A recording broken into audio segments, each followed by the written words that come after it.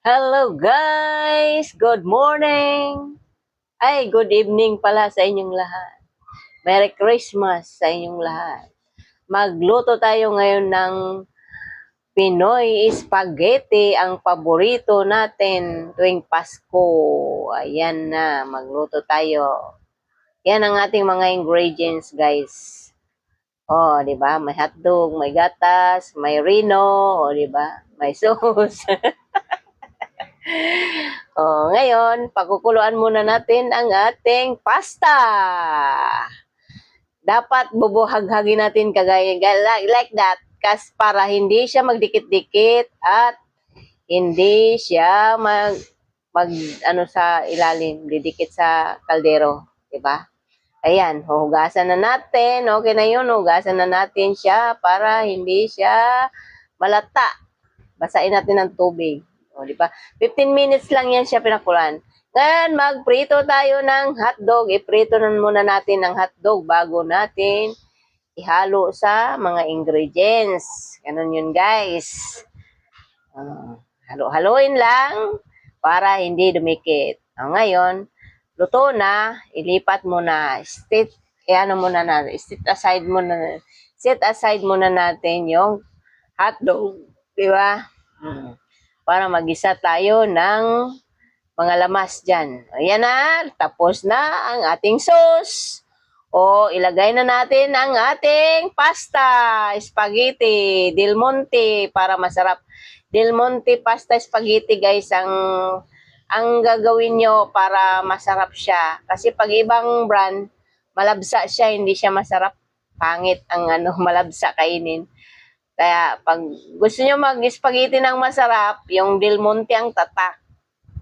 Del Monte pasta spaghetti. Talagang masarap siya, guys. Pangyayamanin talaga ang lasa niya. Parang Jollibee. Spaghetti Jollibee. Diba? O, yan. Halo-haloin na lang natin ang sauce kasi timplado na yan. Masarap na yan. Tinimplahan ko na yan. Andyan na lahat. Nilagay ko na lahat ng ingredients. Kaya yan. Okay na yan. Halo-haluin para hindi dumikit sa kawali ang sauce, ang pasta at makot siya sa sauce. And then, lipat na natin sa ating napakagandang lagayan na babasagin. May with takip pa yan, guys. In-order ko yan sa Shopee. Ang mahal-mahal niyan. 500 plus yan, guys. Pero ang ganda naman, presentable. Tingnan yung lagayan natin, di ba? Okay kayo. Okay kayo itong lagayan natin, guys, di ba? Presentable kayo. Tingnan, no? Di ba? Overload yung spaghetti natin, umapaw na.